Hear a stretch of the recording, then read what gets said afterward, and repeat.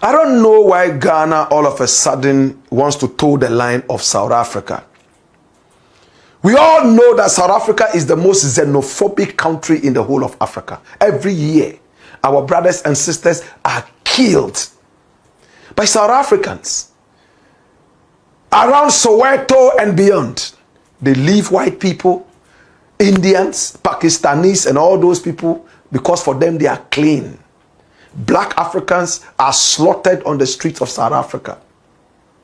My brother, my sister, and this is terrible.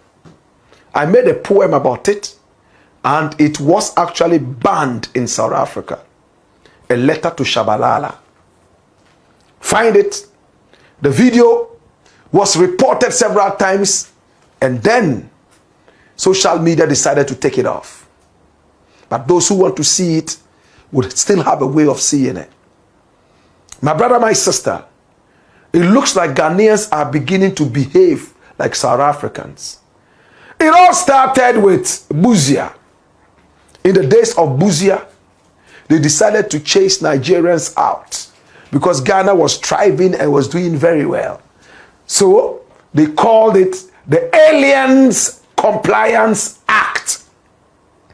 And they chased all the people out in the late 1960s. All the Nigerians were chased out. They lost their monies to Ghanaian banks. They lost their businesses and buildings. Our own brothers, the Nigerians, left and went back to Nigeria with tears in their eyes. Some died. The so-called demonic Aliens Compliance Act. When Shagari came into power, he decided to retaliate because Africans don't forgive, especially politicians. He retaliated. Nigeria was also thriving.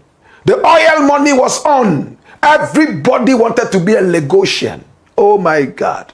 And Shagari hit back. Their own version of the Aliens Compliance Act, and they targeted Ghanaians. There was a bag in those days they called the Ghana Must Go. That's it. You see it? Up till this date, it's called Ghana Must Go. And I'm glad that the name has remained for us to remember our sad history. Unfortunately, it doesn't look like Ghanaians are ready to resonate the bitterness of this. Look at what happened. Ghanaians were coming back home. They were loaded up on trucks like animals. Rawlings in the days had to send ships to Nigeria to ferry Ghanaians back to Ghana. It was a terrible time. That was when we saw through hardship Ghanaians returning, dressing like Lagosians. They brought sound systems and all the goodies from Nigeria at a time when we should have come together to make Africa prouder and even better. No, we were retaliating. Ghana did it, so Nigeria decided to do it. My brother, my sister, a lot of Ghanaians who came home died. Their businesses went down. It looks like Ghanaians are looking forward to revisiting this. Right now, the economy of Ghana is booming in one way or the other. The dollar is at the mercy of the Ghana cedi, at least averagely. And things happen to be good. In some spiritual churches in Nigeria, people are going to give testimonies that they have had a chance to go to Ghana. They are relocating to Ghana, so they are coming to give thanksgiving. It looks like they are going to America. It looks like they are going to England. I am happy to see Africans happy that they are going to other African countries. But in this case, it looks like they are not welcome. Some people have started a demonstration. They are on the streets, my brother, my sister, and they are looking for Nigerians to go. This time around, it's not Ghana must go, it's Nigeria must go. I don't know if this one too would come with a certain bag. They call it the Deca Challenge. My brother, when you look at it, the messages are sad. Chinese, Americans, Europeans, Asians are all in this country. Nobody says anything to them. Yet, Some of these people are those who own some of the most luxurious places in Accra and beyond. They own estates, they own whole villages and all that. Nobody sees that as a problem. These people who are here to sell watches, to sell phones, hustle on the street and make some little money, they have become the target of Nigeria must go. What happened to Pakistan must go. India must go. Germany must go. England must go. What happened to that? Or are they angels and Nigerians are all of a sudden demons? You are very ungrateful people, you Ghanaians. Ghana has learnt a lot when it comes to movie making from Nigeria. Yes, we started before Nigeria. But now, we are all learning from the biggest movie industry in the whole world. That's Nollywood. Did you know it's bigger than Hollywood? Did you know that? They churn out more movies than Hollywood. We have more movie superstars in Nigeria than Ghana. When we started getting some kind of focus lights on us, it was the Nigerian Nollywood that started inviting Ghanaian actors and actresses to come and feature in their movies. It came to a time, what they call home movies. In Nigeria, we call them Nigerian movies here. Any house that did not have these home movies was a jungle. Why is it that all of a sudden Nigerians have become demons and must go? They claim that they are taking their jobs from them and so on and so forth. There was an Igbo man who came out and said he wanted to build an Igbo village. I don't have any problem with that. I have talked about it. Many have demonized me because they are still living in the mediocrity of their small brains. These are ignorant people who have never traveled. So they think their country is everything. It's good to love your country. But when you have to use your country to xenophobically run other people down, that is where the problem is. My brother, my sister, the Igbo man said he wanted to build a village. His enemies from Nigeria started to attack him. They vilified him and pushed Ghanaians to start misbehaving, misquoting a lot of the things the man said. Now he's gone quiet. Yam Festival has come and is gone. Every year he would have celebrated it. This year, no, he's quiet. He won't do it for you to victimize him and kick him out. Surprisingly, Nigerians are behind this to get the man out. But the thing is now spiraling back like a boomerang against all Nigerians here in Ghana. But not Ghanaians are that silly. Not all Ghanaians are that silly. And not all Nigerians are that silly. You see, Ephebia Mono Monso Monse and Kanu Mensa Monse the Enseno Ebiwo. Look at the story. Calls bound for calm as Ghanaians urge security agencies to address Nigeria must go protest. Run it. This is serious. Watch it. A section of the Ghanaian populace has called on the country's security agencies to rein in organizers of the Nigeria Must Go protest, warning that such actions threaten Ghana's hard-won reputation as a peaceful and hospitable nation. Now, according to the concerned citizens, the recent wave of anti-Nigerian demonstrations has created unnecessary tension among other foreign nationals residing in Ghana, a situation that could have dire implications for the country's economy and diplomatic relations. That's it. They think that they are chasing Nigerians out. But other people are watching. If you can chase Nigerians out, you can chase Zimbabweans too. You can chase Tanzanians too. You can chase South Africans too. They won't invest for you to chase them out and take their investment. They see you to be xenophobic. These xenophobic attacks, do you know the impact they are having on South Africa? Mahama has heard this and he's mad and angry. He has spoken about it. He has assured the Nigerian government that Nigerians are safe in this country and that everything is okay. In fact, he told the president of Nigeria that everything is okay. This is Tinubu and Mahama. They have spoken about it. So security agencies, anytime soon, are going to jump and quell some of these protests. They don't make sense. They bring down Africa. Let's look at our laws and use the laws rather than xenophobia. Today, it might be Nigeria. Tomorrow, it will be you. We don't want this to continue. Ghana must go. Nigeria must go. Doesn't make sense. It's the black pot. You see, gradually your intentions are becoming more clearer now, Ghanaians. Initially, it started with Igbo King, remember? And now it's Nigerians must leave. And on what basis? On the basis that they are trading. They occupy most of the shops. Right? So you quite agree with me that initially it was a kind of a situation where Nigerians were associated to a lot of criminality, whatever, somebody, a Ghana, Igbo King trying to take over your land. But now it's becoming obvious. That is the fact that I think you don't have a competing spirit.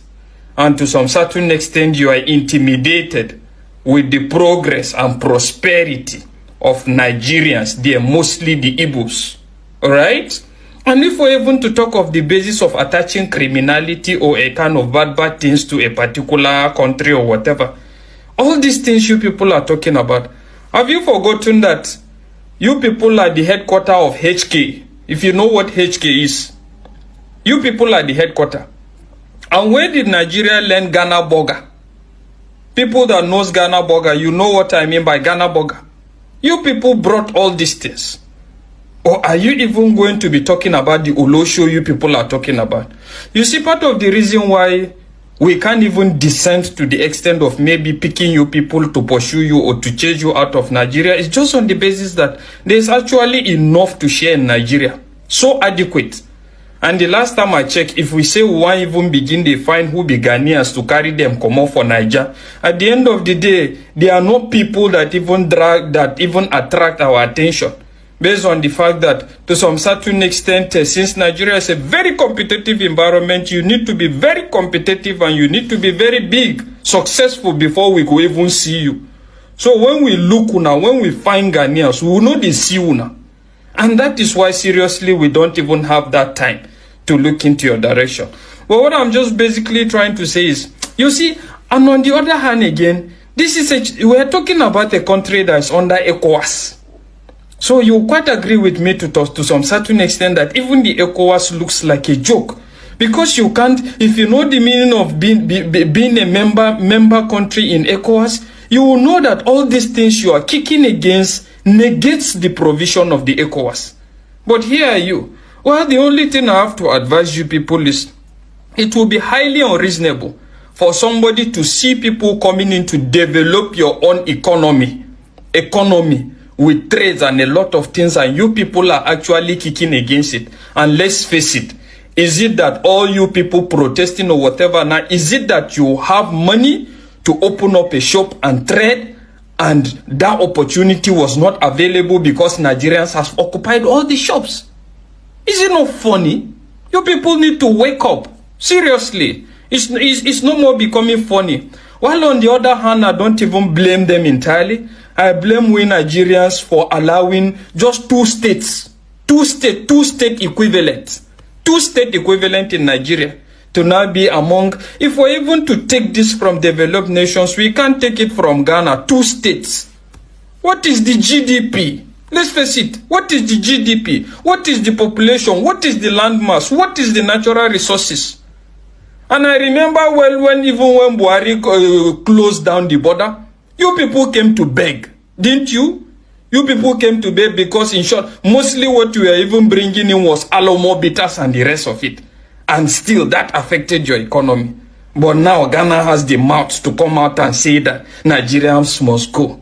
You people are jokers. But meanwhile, to Nigerians, I just feel this is a clarion call. Let's not allow a situation where we just allow presidents that cannot pilot us to the desired result to avoid this sea finish from these small states. And I keep saying, Waiting be Ghana where Pablo no fit buy. That is just it. You people should wake up. It's either we live together as one Africa, as one nation, progressively and kick against that which is evil, or at the same time, you people can go on your own. I'm telling you, even if the whole of Nigerians leave Ghana today, it doesn't touch Nigeria in any way. Because it has not even affected a fraction of the total population of Nigeria. So what do you think? What do you think you're actually trying to prove? Nothing. Wake up, be competitive, and be reasonable, and be responsive. Hustle, so that people's success will not intimidate. This is Hassan Yariga. He is a Ghanaian politician, a businessman, an accountant. This is the man who is masterminding the fracas and division or inciting Ghanaians against Nigerians living in Ghana. You see, this man is an hypocrite. This man contested for the position of president under the All People's Congress, a political party which he founded and is currently the leader to become the president of Ghana in 2016. But he failed woefully because he does not have the credentials to become the president of Ghana. When you listen to this man speaks, you know that this man is not very intelligent. He is so lackadaisical. He lacks interpersonal skills. You see, this man is such an hypocrite when he criticizes Nigerians or criticizes foreigners living in Ghana. You see, this man have not told Ghanaians that he once lived in Ghana, in Nigeria, sorry. This man lived in Nigeria when the Hillary administration, which was the 8th president of Ghana, was overthrown by Jerry Rawlings. This man and his parents lived in northern Nigeria, Zaria to be precise, when the government of Hilalima was overthrown by Jerry Rawlings. So this man Nigerian has been a benefactor to this man.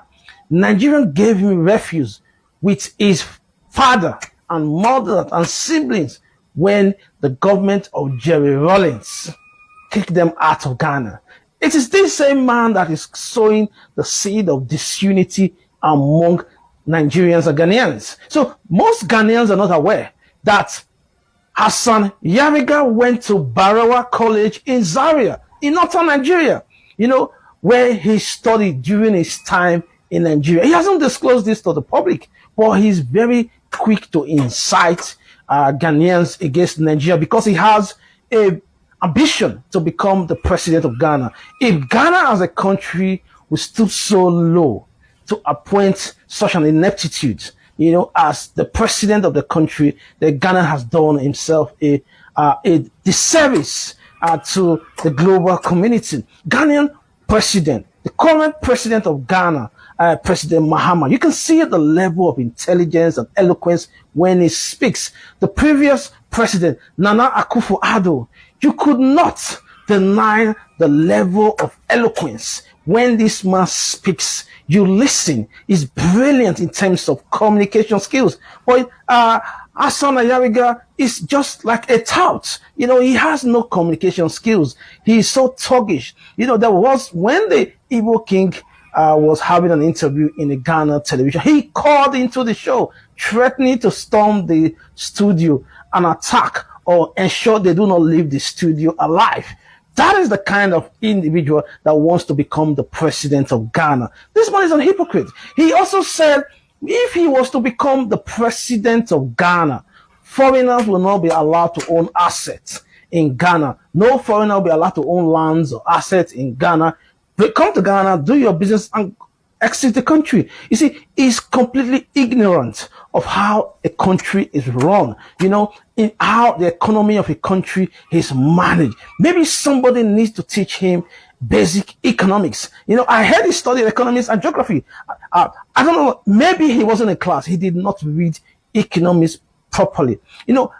There is a difference between GDP and GNI. GDP of a country is the total goods and service produced in a country within a particular period of time, which is usually 12 months. The gross national income of a country is the total income generated in a country, excluding taxation income, plus net income from abroad. So what does that tell Hassan Ayarika, who is a completely illiterate, who is not very urbane, who is not very cerebral in terms of economic management? No country in the world can survive without foreign direct investment, without foreigners owning assets in your country. If you think Ghana can survive on its own without foreigners coming into Ghana to invest and own assets, Ghana will not be where it is today.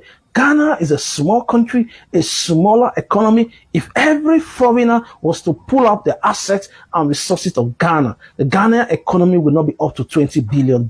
So somebody needs to lecture this ignorant buffoon who is inciting Ghanaians against Nigerians and other foreigners living in Ghana because he wants to become the president. He has an ambition to become the president of Ghana. He's a populist. He's just creating inciting statements. He's trying to be sensational, when he speaks, because this will get Ghanaians angry. And in the long run, we gravitate towards him when he comes to contest the next presidential election. He's trying to make the current government feel bad that the current government is not listening to the yearnings of Ghanaians. But I think Ghanaians will be so docile if they decide to elect such an ignorant, unintelligent man who has nothing to offer the country. Hassan Yariga is an hypocrite.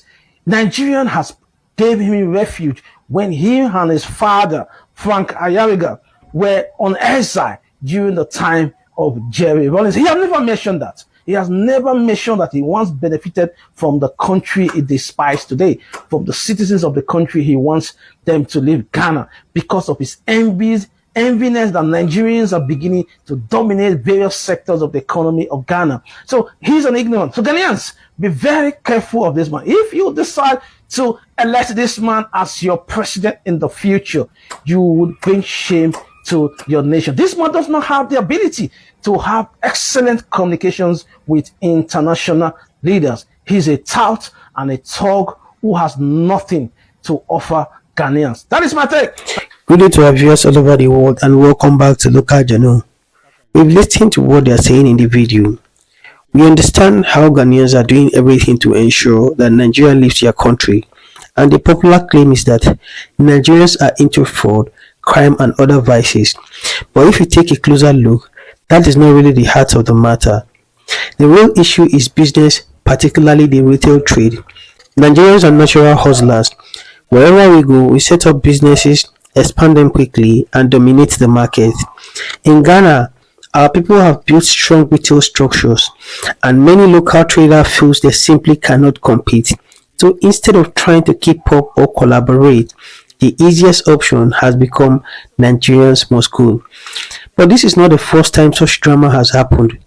Let's rewind to history. In the late 1950s and 60s, Ghana was the first to chase Nigerians out of their country.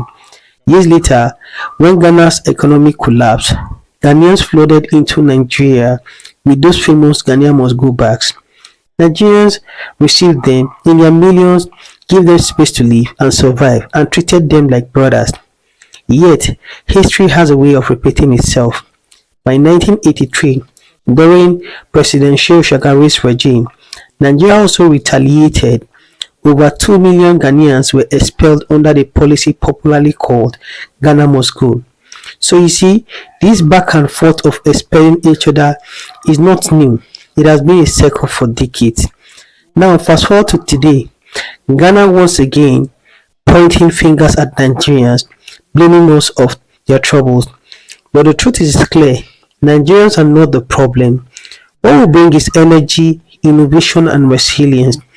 We know how to survive, how to grow businesses and how to compete. Instead of seeing that as a threat, it could be an opportunity for collaboration.